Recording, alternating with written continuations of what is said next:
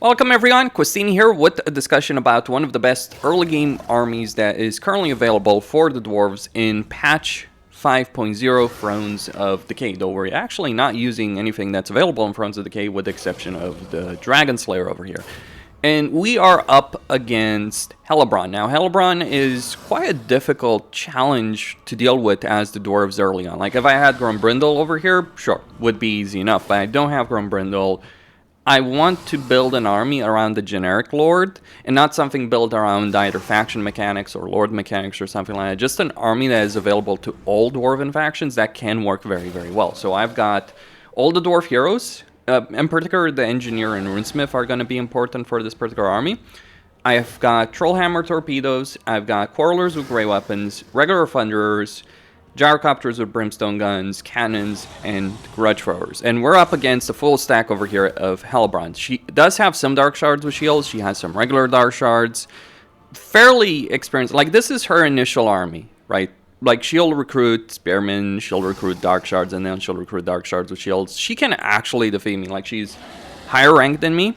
She's a legendary lord, and this is going to be played on the absolute highest difficulty, including the highest stats. Now, normally, I would not play with that, but, you know, just for demonstration purposes. So let's get into it, and then I'll explain the logic behind this army. This is going to be an underway battle, which actually is not going to necessarily work in my particular favor over here on this particular battlefield. We are going to deploy Quarrelers in the middle, Heroes in front of, not Quarrelers, Thunderers in the middle. Quarrelers on the flank to help out over there. Gonna use Iron Drakes a bit behind because they're quite vulnerable to range units, and yes, Hellebron does have quite a few range units that she's gonna certainly throw against me. And we're gonna keep the Brimstone Guns a bit behind because, like, if I throw these guys against a bunch of Quarrelers against a bunch of Dark Shards, it is not necessarily gonna end that very well for me. So okay, I'm actually just gonna move the Engineer here. It would be better if I had Ballistic Calibration, but yeah, I mean, just couldn't unlock it. This is still very early game, right? So my Engineer didn't quite manage to get that. So like the Thane does, the Runesmith has a bunch of abilities over here.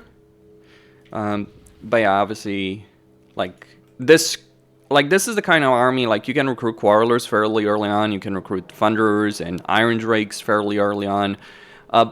There's an argument to be made in favor of using regular Iron Drakes instead of Trollhammer torpedoes.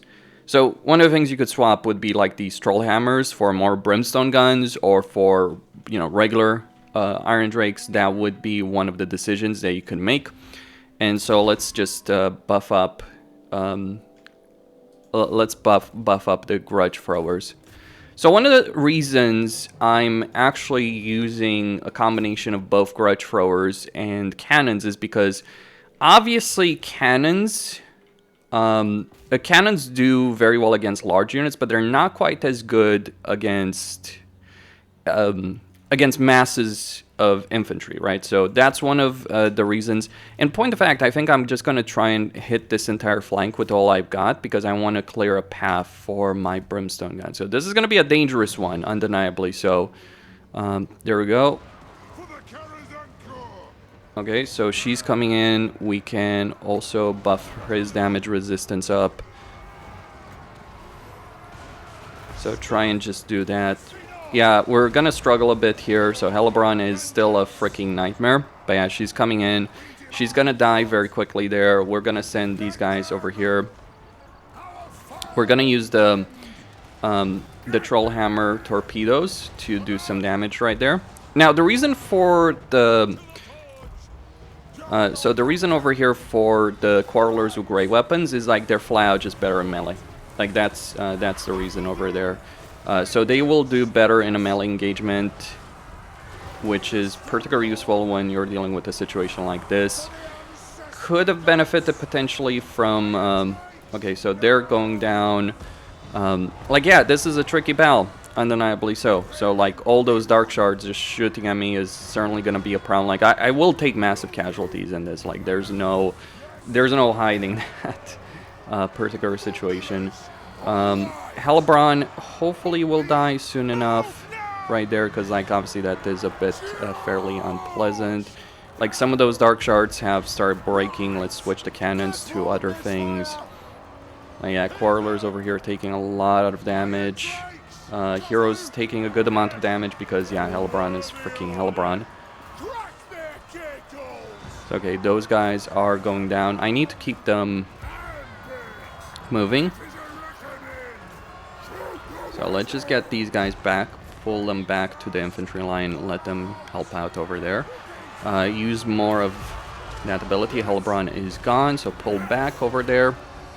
Like, yeah, taking a lot of damage. Difficult battle, undeniably so. Like, really difficult battle. Also, the terrain is certainly not helping matters in this kind of situation. So, like, yeah, just use the brimstone guns to help out things over here. Most of their range units are actually gone, so it's like Hellebron is gone. Let's throw... I should have thrown the flashbang earlier, actually. Okay, so got flamethrowers coming in.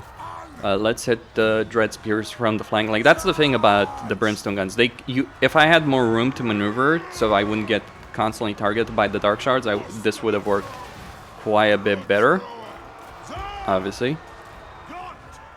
Okay, so Troll Hammers doing their thing. Thunders are quite durable, far more so than one might think. Okay, so Dark Shards are almost dealt with. Harganeth Executioners are the last thing standing. Let's just reposition things over here. Alright, most of the army is gone. Let's go all in on the Dark Shards. Artillery has done its job. So yeah, fairly, I mean, tricky battle in the sense that we're both, I lost the cannon unit. Ah, damn it, they moved into position. That's a bit of a shame. Okay, so I lost one unit of cannons. That's unfortunate, but I can easily recruit that. That's not necessarily a problem. And considering I just defeated the Legendary Lord over here, that's, you know... One of the nice things about the Brimstones is, like, they can chase down enemy units and do a lot of damage to them as they're trying to escape over here. So that's obviously one of the benefits. Like, yeah, those cannons just moving closer to the enemy really screw me up. I'm pretty sure that unit is not going to stay alive, right, as a unit. Ammo is gone. So we did use up old ammo, but, like, casualties have been fairly extreme. Pyrrhic victory, but considering it was a valiant defeat, yeah, that was pretty good. Alright, so post-battle situation, yes, I did lose that cannon. When you're down to so few miles, you do lose it. Troll Hammers did decently well in terms of their damage. Of course, this is kind of like one of the worst situations to encounter as the Dwarves, because many times you'll be fighting factions that have far less range power than obviously the Dark Elves can produce. So yeah, artillery did quite well. The benefit of the grudge throwers versus cannons, like grudge throwers just will do better against clumps of infantry, cannons will do better against single entities and walls. And let me just go explain the purpose of everything here. It's just going to get replenishment. So yeah, this is a campaign I've been playing as Grombrindle. So I did build this army fairly quickly over here. I've certainly been fighting Hellebron and, well, other things as well. Surprisingly, she was very easy to defeat. Like, it was easy enough to actually conquer the Road of Skulls over here in this particular campaign, because Hellebron's armies were all to the east fighting Sigvald. She's beating Sigvald, and then it's like Grombrindle showing up. Yep. So no grudge seller units. Obviously, you can know. Obviously, if I had the Troll Hammer torpedo unit, that would have worked very well, as well as some other units as well. So the logic behind this army. For the Lord choice, I've gone with the Dwarf Lord for a couple of reasons. One, he will always get this particular skill of casualty replenishment and campaign movement range. Whereas other things, like, yeah, sure, you could argue other things are not necessarily beneficial, though that unit experience is certainly useful. Like, in terms of the other choices of dwarves, right, you got the Runesmith. And Runelord is obviously good as a caster, but now you get so many casters. Like, you could benefit here if you invoke the runes, but you do lose casualty replenishment and vigor loss reduction over there. I mean, vigor loss reduction certainly would be beneficial over here, But, you know, campaign movement range and casualty replenishment is also has its own uses, and you don't have a melee skill line, so he's obviously going to be far less useful. I don't think Rune Lords are necessarily worth using anymore. Like, they were obviously before the patch, because, like, Dwarf Lords would just offer you very little, and you had a limit on how many Runesmiths you could have, but now you can have as many Runesmiths as you can, because you can recruit them much earlier. You can recruit them earlier in the campaign than you did before. Like, you still need tier 3 to increase capacity, but you can at least recruit one at tier 2. So that's one of the changes there that does affect the situation with Rune Lords. As for Dragon Slayers, as for Demon Slayers, like, Demon Slayers have one particular purpose, right? They're there to lead a Slayer army. So if you're making a Slayer army, obviously, but if not really worth it. I mean, they're pretty good in melee, but they take significantly more damage. Dwarf Lords are the anchor, so to speak, of this army. Like, you throw them in, they can take a lot of damage if you get Rune Warded armor. It's not about them doing a lot of damage. You can also, you know, get things like, you could also decide to get Aura of Endurance if you so decide as a benefit as opposed to his own survivability. The other skills are not necessarily that great, though. Lowering the recruitment cost is certainly not something to laugh at. So yeah, Dwarf Lords have more skills focused on melee, but they still work very well. Fane, fairly obvious. Like, you do get Ironbeard. It would be nice if Ironbeard did affect... It would be nice if it affected Brimstone guns, but you do at least get extra ammunition for the Iron Drakes with Trollhammer torpedoes, because their ammunition is not necessarily the best in the world. So increasing our ammunition by 50%, pretty powerful. You could, of course, also go for Guardian if you want to expert charge defense or Wanderer, but the Wanderer is basically only for Rangers. Runesmith, pretty easy to explain. Rune of Hearth and Home and Wardbreaker, pretty powerful spells. Forge Fire to reduce armor, pretty good. Engineer, like Triangulation, Requisition, Sapper, really helps those Brimstone guns. And eventually Ballistic Calibration for reload skills, so you can get your artillery and range units to fire better. Dragon Slayer, only one real purpose. Well, he's actually quite good at fighting a lot of entities. Like, I would not necessarily use the Demon Slayer as much, but I certainly wanted Dragon Slayer in every army. Now, getting these can be tricky because you do need a tier 4 settlement to increase capacity for him. So, for instance, over here, I literally got the Slayer Shrine, got my Dragon Slayer, and then removed it. You do need tier 4, so that's a limiting factor. However, here's the thing to understand. In every Dwarven campaign, you can get Garagrim, and you can get Gotrek. Gotrek has replenishment. Not Gotrek. Felix has replenishment. Garagrim has replenishment. Now, sure, for roleplay reasons, you might want to keep both these guys in the same army. But that means early on, until you get to tier 4, you got 3 heroes with replenishment. Felix, Garagrim, and the Dragon Slayer that you can get in a campaign. So over here, I have a Dragon Slayer in this army.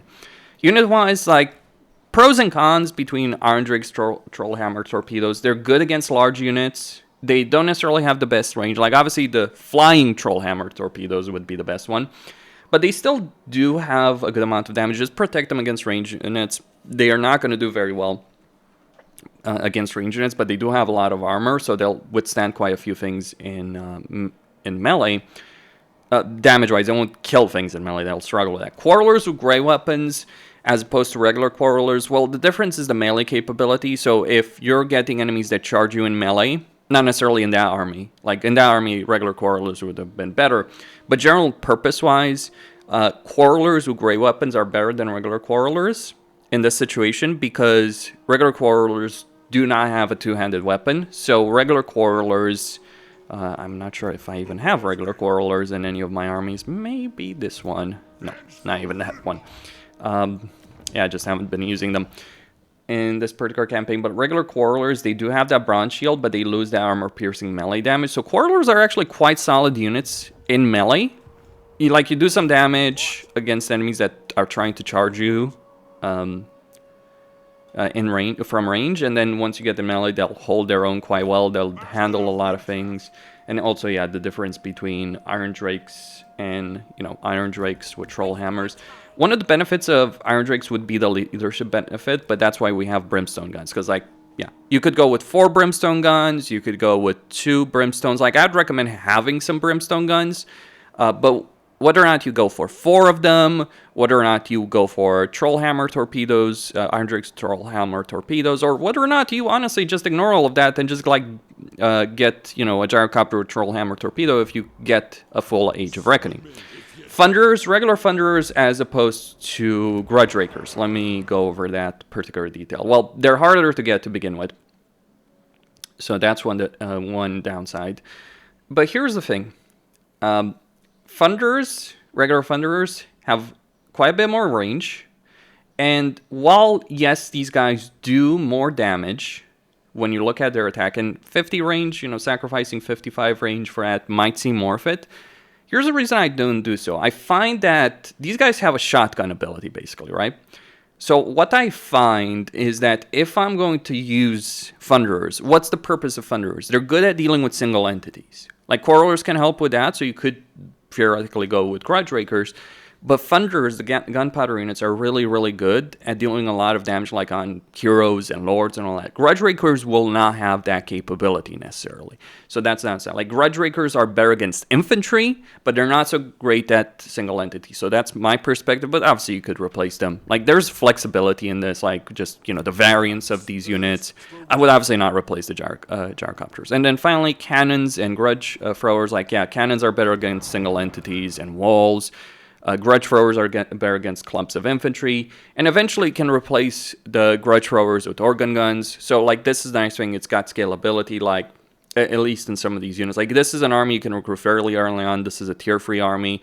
Early on, you could just go, you know, Quarrelers, Thunderers, Iron Drakes, and then when you get to tier 3, get those Brimstone guns, and get those Trollhammer, Torpedo, Iron Drakes, all that. And at tier 4, yeah, get those organ guns. Maybe even flame cannons if you want to. Maybe even a gyro bomber. So the scalability of this army is there. I wonder how effective a melee army as the Dwarves would work. But honestly, like, the range power of the Dwarves is so freaking incredible. I get it, Shield Wall is great and all that. But here's the thing I have against Shield Wall.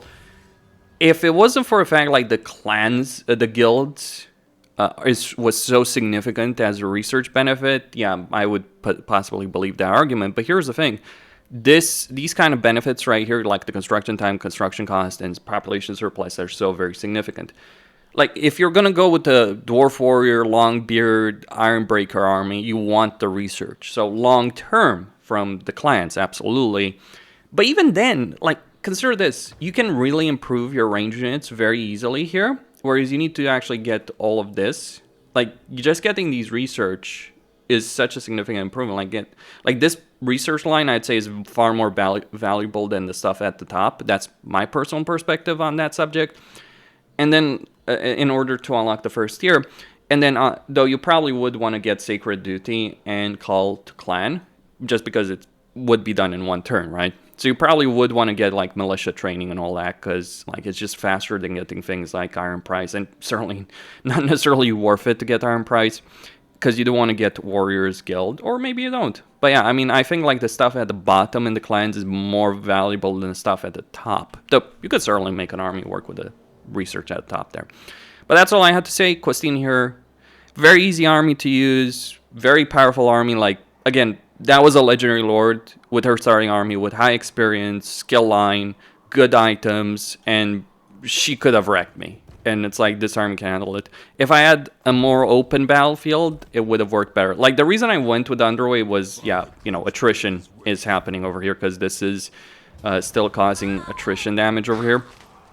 So that's the reason I was in the Underway. It would have worked better had I had more flexibility in terms of deployment, because I would have been able to use the gyrocopters better, or maybe find a position for my infantry and artillery to just hit the enemy in an advantageous position. Corner camping as well would have worked better.